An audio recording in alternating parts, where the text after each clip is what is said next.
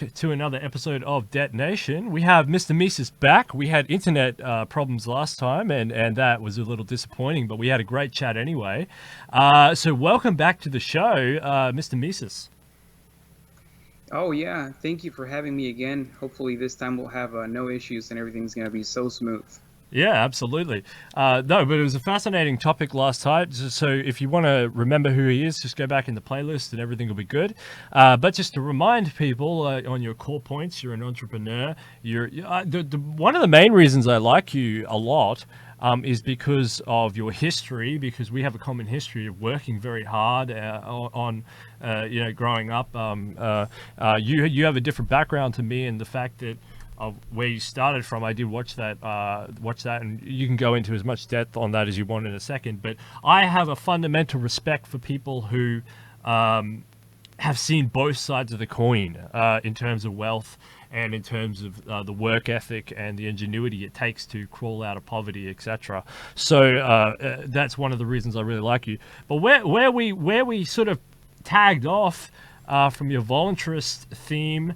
And I wanted to talk to you about more is ethnogens, because ethnogens are really spiritually exciting. I mean, they're spiritually they are the center of the mandala in terms of awakening consciousness.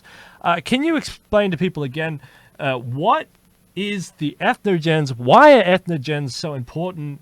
And how can people why should the state get out of the way of us utilizing ethnogens to awaken consciousness? Oh snap, that's like a 2 hour response there. Let me see if I can do my best. So first of all, what's entheogens? Entheogens is a word that means God within. So these plans are teaching plans that help you see the divinity within you. So that in itself is a huge threat to the state, because then you become a self-actualized person, and a self-actualized person does not need to be taken care of by either mommy government or daddy government, depending on what side of the spectrum you're on. Like, if you're on the more leftist side, they tend to lean towards having or needing a mother figure to take care of them, and on the right side they need a father figure to take care of them. So entheogens, and I mean, it's not just entheogens, there's other things, and we can talk about that too. But so what these things do is they help you become an adult. You don't need somebody to take care of you. Hopefully you can take care of others because you are a self-actualized person.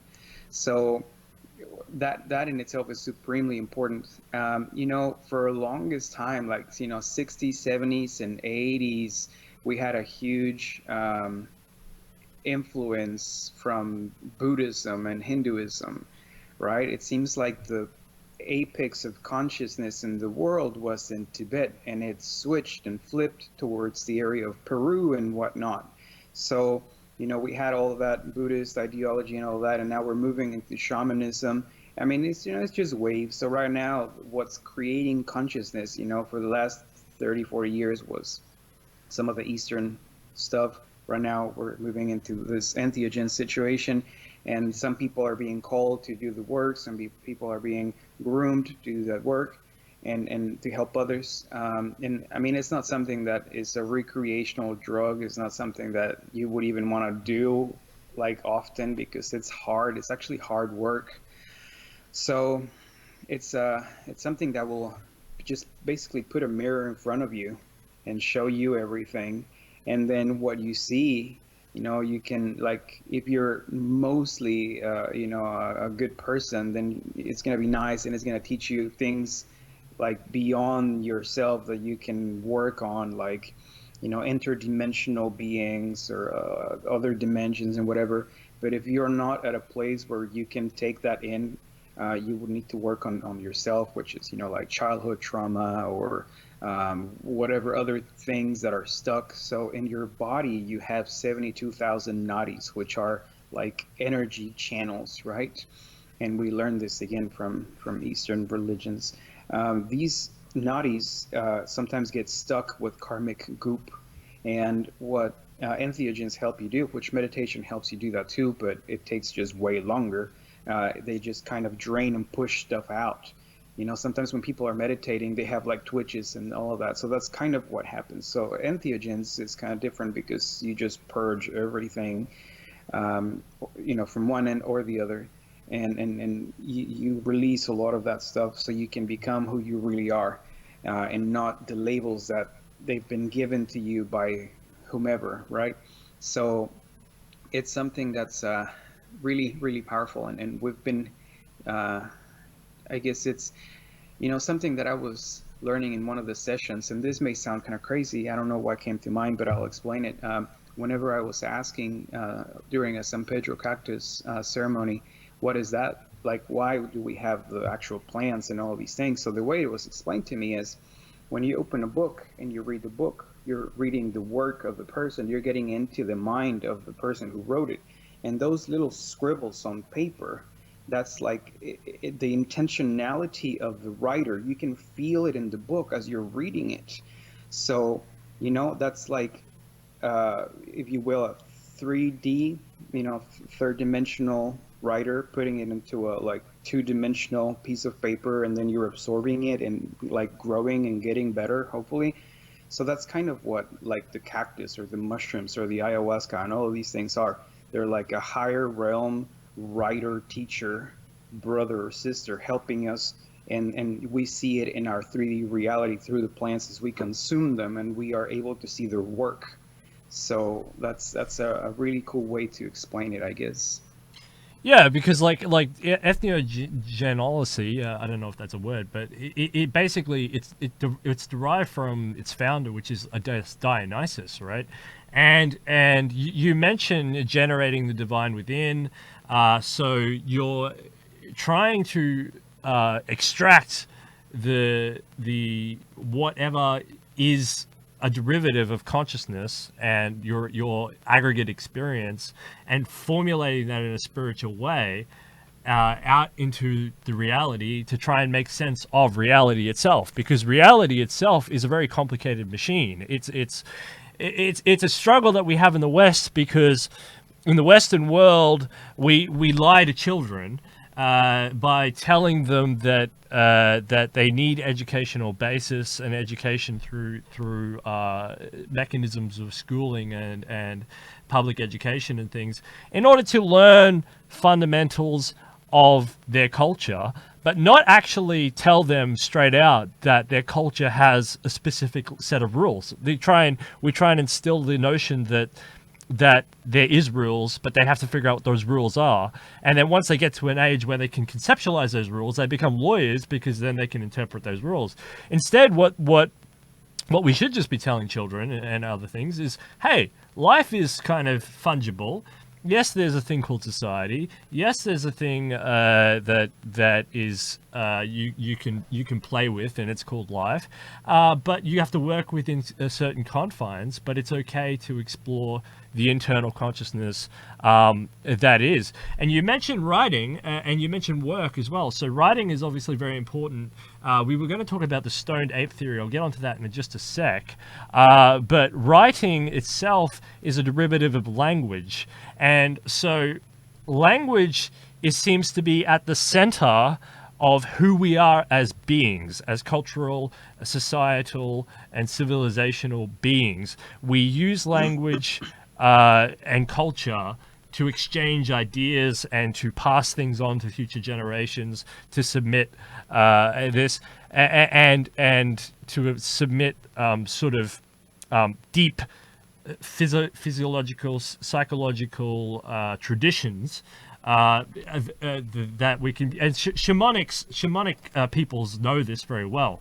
The reason they understand this very well is because they're called psychonauts, right? So they have to teach these people to go into these spaces in their minds, these very deep, contrived spaces within the experience itself, and then we have to work out from those spaces how to create an understanding. Some people, they can't get to those spaces.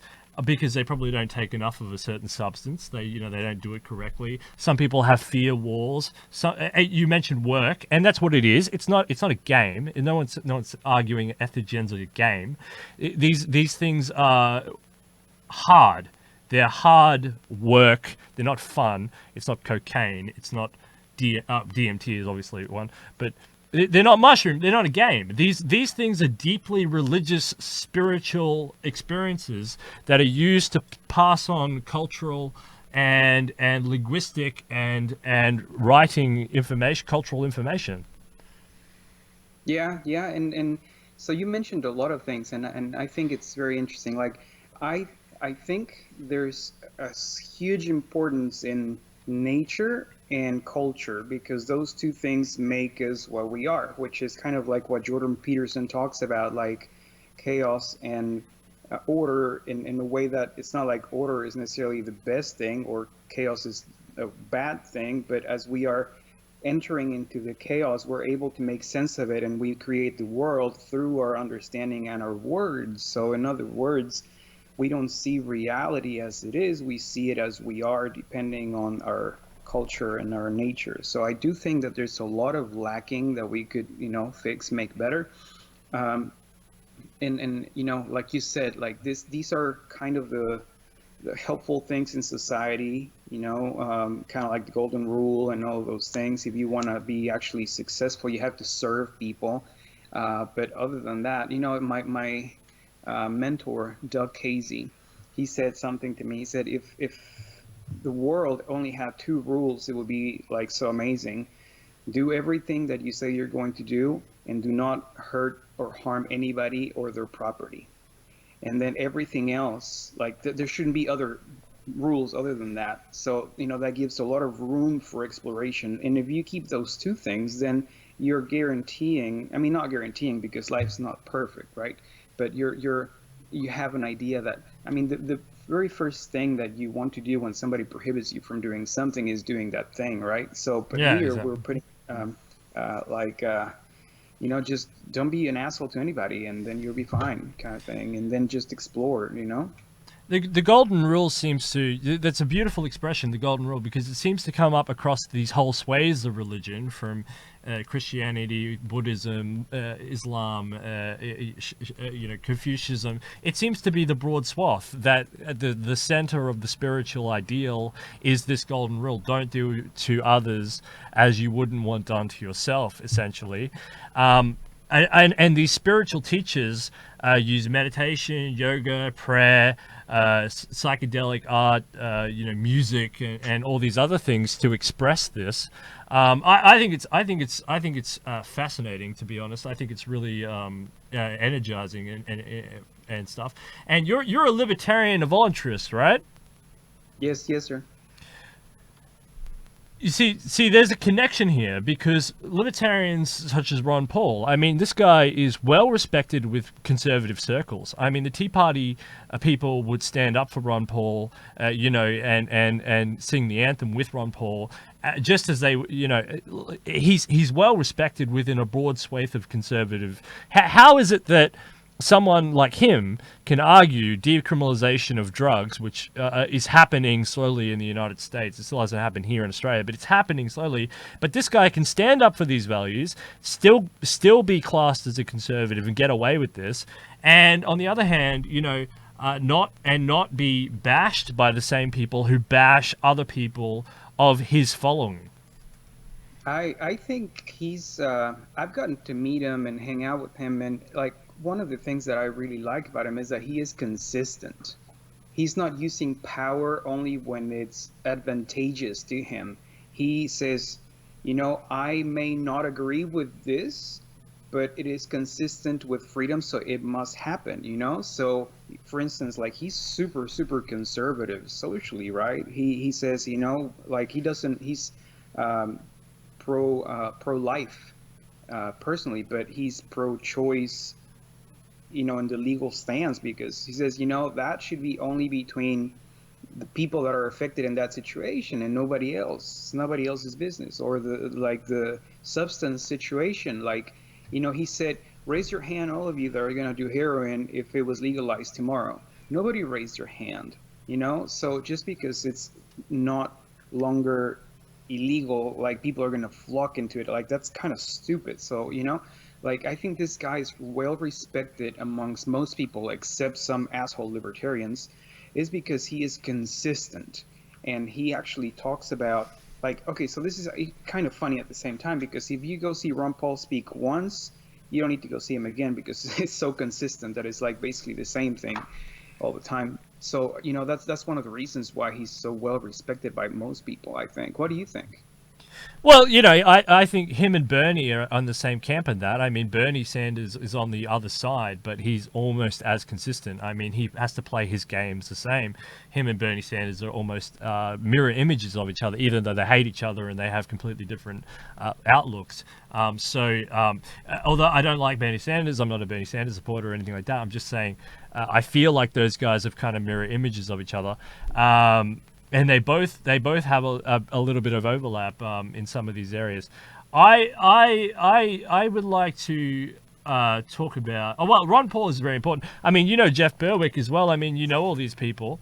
Jeff Berwick defriended me about a week ago. I don't know why. I think because I've been friends with that guy since 2011, because we both got into Bitcoin early. We were both. He went on Max Kaiser. I like Max Kaiser. We've been friends for a long time, and then I think I retweeted, I reposted a Trump tweet or something, and I think that pushed him over the edge, and he defriended me. So, but we've been friends since 2011. So if you know him, get onto him and say, just add me back, because we talked all the time, and then he just defriended me suddenly. So now he won't tell me why. Yeah, that's pretty weird. Like we're good friends and we work together. I contribute for his financial newsletter. Now there are things that him and Is I that the don't Dollar see. Vigilante?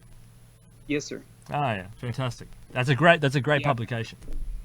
It really is, and I, you know, there's things where he and I don't see eye to eye, and like I went to speak at the Federal Reserve, and I was telling him some of the things that I was hearing, and he didn't necessarily agree with some things, but you see, like, you know, I've gotten to like we are pretty damn close to the point where one time we had to like sleep on the same bed in Austin because that's all there was. Like, you know, this dude is pretty amazing, pretty cool guy. So I'm actually surprised that you know that he unfriended you for that. I don't think he would unfriend people just for retweeting that stuff. I mean, like, there's one thing to be said too, like a broken clock is right twice a day kind of thing. Like if you know, I'm gonna be critical whenever they're doing stupid stuff, but at the same time I'm gonna say, well, what they did right is right on, so I'm gonna praise it, you know. Like I think even, you know, Obama or whomever other criminal in chief, like when they do good things, we need to say, yeah, I mean, because we're not just like haters, you know, we want truth and love, and if they are doing something right, that, you know, well, let's praise it. One thing that I guess I would say, some people are totally pure in the philosophy, and I get some flack from, you know, not being as pure. I mean, we've gotten rid of red light cameras here locally. You know, those that take your picture of your license plates and then they send you a $75 bill. Like, we got rid of those here. And here in Texas, we got open carry, thanks to us too. So, like, if I want to, I can go, like, biking with my kids and just take this and put it on my back and just, you know, do whatever I want. Like, we can do all of those things here in Texas because of the political work we've done. So it's not like, I mean, you can choke the system with the system's tools.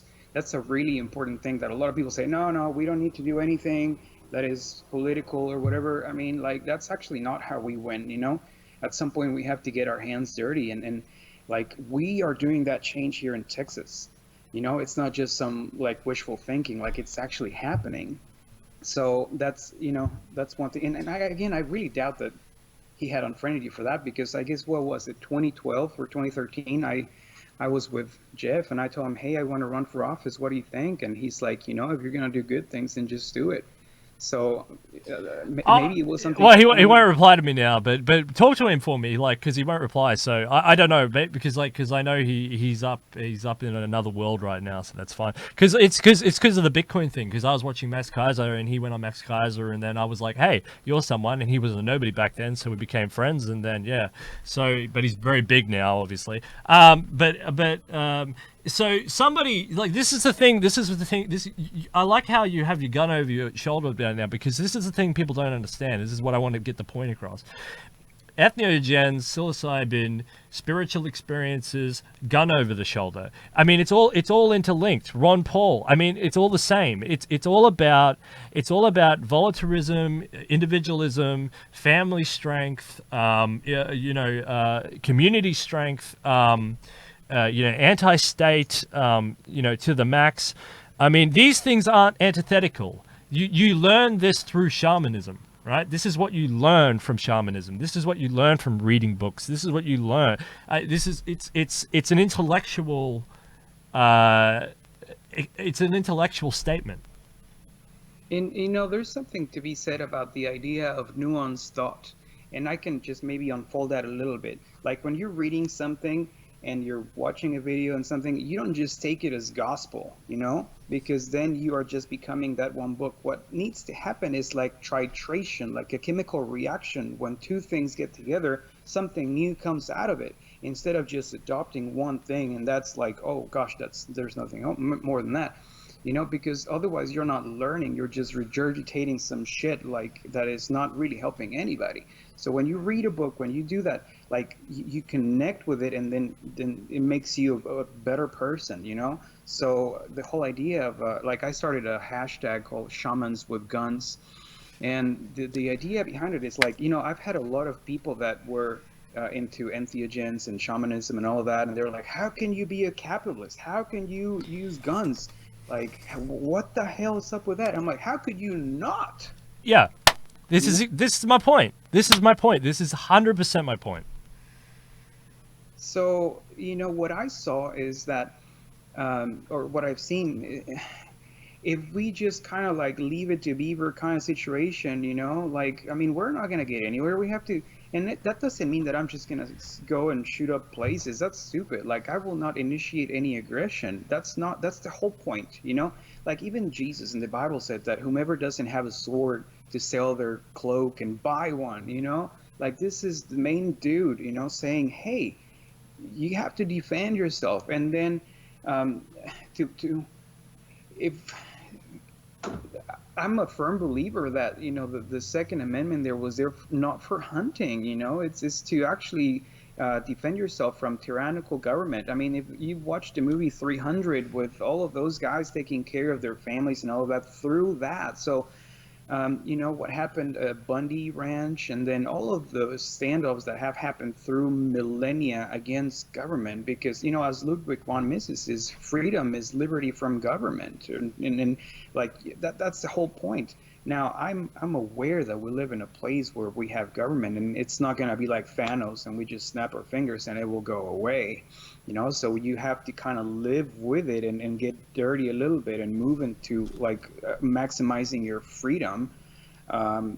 Also, you don't want to be like, there's some people that are so Puritan that like they don't want to have a job because that means that they will have to pay taxes and feed the state. I'm like, I mean, so you're basically becoming like keeping poor. And yeah, that will learn them. That's so stupid. That's so stupid, because you're only hurting yourself. So there's many, many ways, like, again, Doug Casey, he says, freedom comes from financial freedom. So the more that you're able to maximize that, you have more choices. Besides, how much money can you really make if you're just like under the table? I mean, unless you're John Wick killing people for like gold coins, I don't really see you making a lot of money completely under the table, Yeah, absolutely. And I want to refrain from any Mexican jokes in this part. I don't make jokes anyway, but you know what I mean. Like it's a you know what I mean, right? But yeah, I totally agree. This whole notion. Tell me, why would you refrain from Mexican jokes? No, well, I don't know any, but money under the table. They talk about Mexican drug running and all that sort of stuff all the time, and build the wall. And Oh, yeah. I mean, shoot. Okay, so sell drugs. That's fine. See how fast I'll get you killed. Like, I mean, I am in total favor of decriminalization of all the drugs and all of that, but also how much money can you make? Like, shit. Like, the cartel is such that if you create some form of competition, they're gonna, you're gonna be gone if you're a small fry person. So, and then, I think that everything can be beautiful if it's in the light. If we decriminalize drugs and you can just go to Target and buy 5 grams of cocaine, it's probably going to be better quality and you don't have to die, and everything is beautiful under the sun. You don't have to hide. So I think that will be pretty cool. You could make money there. So I I, Are I you think, are you more libertarian or more anarcho-capitalist or somewhere in between those two? well, I think that the full extent of libertarianism is anarchism, you What's the know? hard edge? Yeah. So if you're like a really, really if you are embodying libertarianism, you have to be an anarchist, I think. What do you think?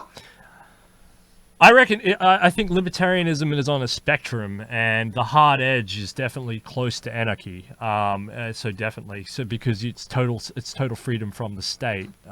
So you basically become an anarchist inside yourself, and you see a lot of anarchists sort of, a lot of anarchist conferences popping up in the United States. Anarcho-Poco, for example, and a bunch of them. Jeff Berwick is actually at the center of all that anarchist stuff, and what I've noticed as a trend is it's a lot of energetic people, and then as they get older and as life happens to them, they sort of move back towards the conservative end as they get worn out, or they don't have enough money to sustain that lifestyle, if they don't And want I'll to tell go. you why. It's because there's not a lot of solutions. There's a lot of hate. And not necessarily in Anarchapulco, because I've been speaking there for 4 or 5 years. I can't remember. What I really like I about tried these to go places. there so many times. Sure, go this coming year. If you use the code emancipated, which is me, you will get 10% off. Now, the thing is, okay, so yeah, we're angry, we're anarchists, we hate the state. Sure, that's fine. That's just gonna kill your liver. What are you gonna do about it? How can you bring service to humanity and yourself? So I think that, from day one, since I started speaking at Anarchapulco, when there was people just, oh yeah, the state sucks, whatever, whatever. I'm like, dude, yeah, the internal work is where things change. We're Mm. going back to where we started in our conversation. We don't see the world as it is, we see it as we are. So if we see that it's a shitty world, that there's so much stuff happening that we don't like, that's just, we have so much gunk inside. The more gunk that you get rid of, the more beautiful stuff that you can focus on. Tunnels of reality, Robert Anton Wilson. So as you're able to do that, you actually can create and effect more positive change in the world. So I don't think that the solution is hating the state, or even wanting to kill people or the government or police or whatever. The real solution is to heal yourself and pass that on to people, because we're like tuning forks. If we are like in a shitty space, mind space, heart space, we're going to be passing that around to people. And you see mooches, and you see victims, and you see I think that a lot of people actually become anarchists because they're trying to pass on their lack of success onto the state. Like, oh, I'm poor. No, no, you're like that because you're lazy. You're like that because you're not applying yourself. Like, stop being a fucking victim and just go work. Do what you need to do to bring service for yourself and society. Like, my other mentor friend, Jeffrey Tucker, they asked him, so what's the best way to become an activist for liberty? And he said, find what you do best in any aspect or state of life that serves you, your family, and your immediate circle in society. That's the best way to be an activist for liberty. Being part of the market instead of just like a vegetarian, or like that kind of stuff. Jeffrey Tucker and I have been friends for a while, and he hasn't defriended me, so that's kind of interesting. With 1 minute to go, you're a friend of Bitcoin. Just quickly, just summarize that, because I know it's kind of a boring topic. Well, it's not a boring topic, but it's an involved topic. So I'm running out of time. So just say why you got into Bitcoin and why you enjoy Bitcoin. Because it's the philosophy of Bitcoin is a destructive energy. It's something that, through adding value to society, basically diminishes the value of the state. So it's not necessarily for me about becoming rich. It's not about like the cool things that you get or just the status. Like, you know, it's something that gives power back to us and diminishes the state. So, I mean, you know, Bitcoin.com. Yeah. Blockchain's What? obviously the other big one. Yes, yes, yes. And oh shoot, blockchain. Like, that's the most important thing. So if you think about email was the first app of the internet. Okay, Bitcoin is the first app of the blockchain. Now you can watch. You and I can do this on the internet, and this was unthinkable. We're in the Jetsons world, right? So imagine what's going to be like on the blockchain in 10 years if we win. And I say if we win because there's a chance that we may not win, because China, Russia, and the United States are not going down without a fight. So if we win, shit's going to be crazy amazing.